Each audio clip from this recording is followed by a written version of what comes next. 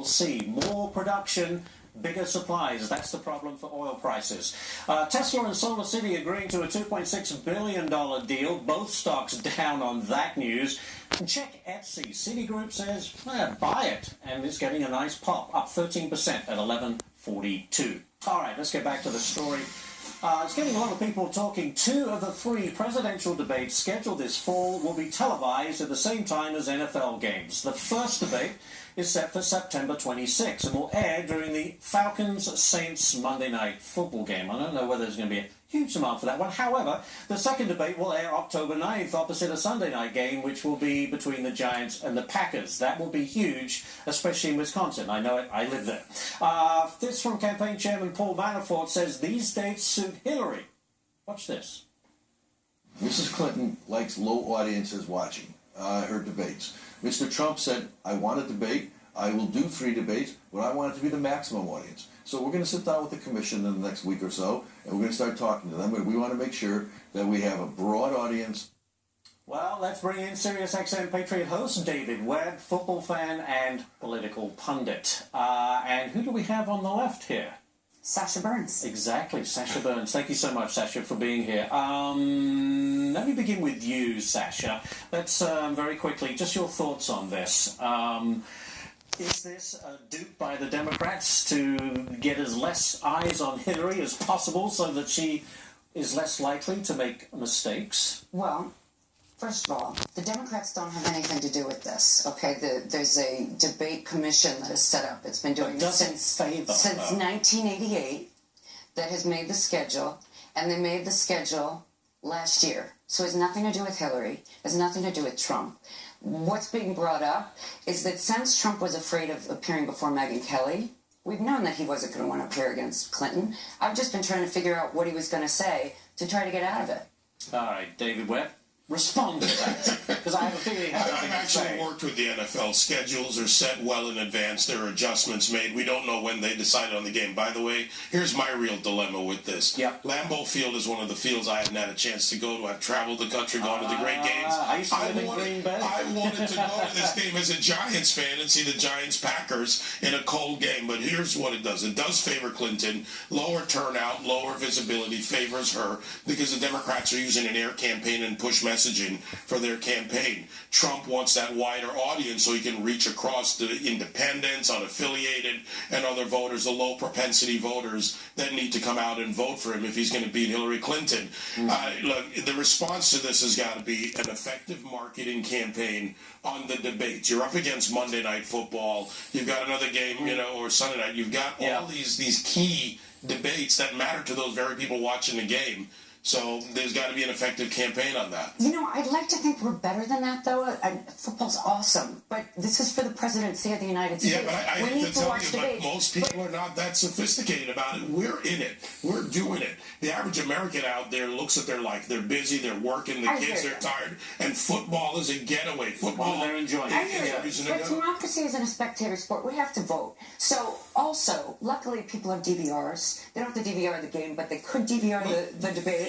And it runs over and over on C-SPAN. Well, you see, here's the thing about presidential debates. It matters. When you have 60 to 70 million people in that range watching a debate, you want that first effect. They do rerun the debates late at night, but that changes the audience you're reaching and the type of audience. So it matters. And by the way, Hillary Clinton was an effective strategy with Debbie Wasserman Schultz putting her thumb on the scale for Hillary over Bernie to put those debates into Saturday nights and all the areas when, frankly, the people she needed are out partying. Let me bring this in, because obviously we could debate this through to the start of the football season. Sasha, a poll taken just before the Democratic convention shows 68% of voters find or don't find Hillary to be honest and trustworthy. This is a major problem for her. How does she turn that around? It is a problem, absolutely. I think that what she does and what she has done, what the convention did, was keep hitting home and pounding home how unqualified Trump is and how qualified she is. And in an election, and especially this year, people are going to vote against a candidate more than for a candidate. So all you have to do is keep... She's not going to be able to change that number a whole lot. Trump will be able to make his numbers continue because everything out of his mouth is a lie. So you just keep going against him And that'll work for the sliver of people we need to get. She also said, with Chris Wallace on Fox News Sunday, she said, look, FBI Director James Comey said, I was truthful when answering questions about emails. Do we have that soundbite? Let's listen to that. Director Comey said that my answers were truthful and what I've said is consistent with what I have told the American people.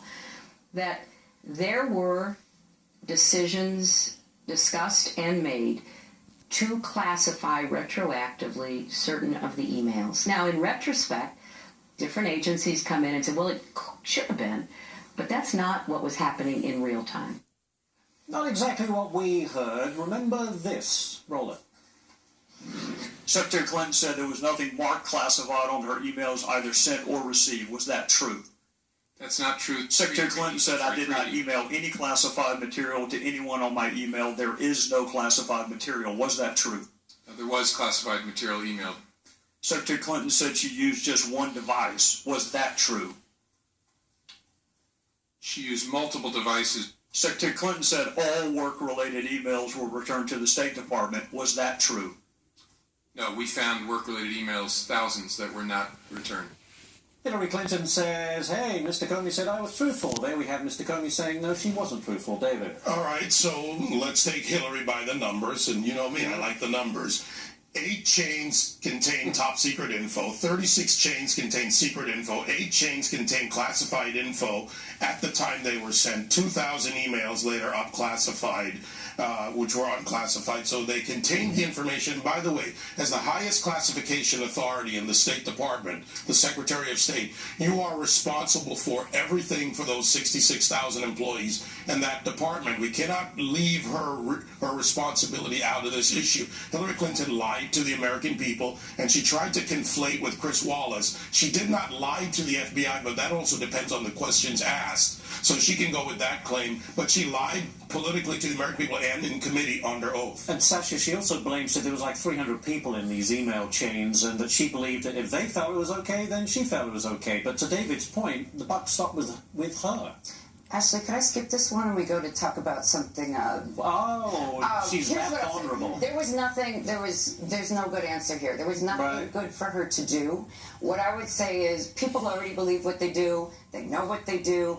Anything that she said that's different, you would parse again. What does it mean, and how is it different from the last thing she said? This isn't parsing. She flat out lied. The classified emails, of the 113, 3 of them were classified, and 3 were SAP level. SAP level is born classified. There is not even a question there. It remains classified. We have to move on. David, stay there. Sasha, thank you. We've got to move on, unfortunately. Now this. Pope Francis asked about Islam. The Pope says he doesn't like to talk about Islamic terror. His reason may surprise you. We'll get into that. And the British government telling pregnant people to stay away from Miami. It's because of the Zika virus, and they're telling all other tourists to avoid having sex in Florida.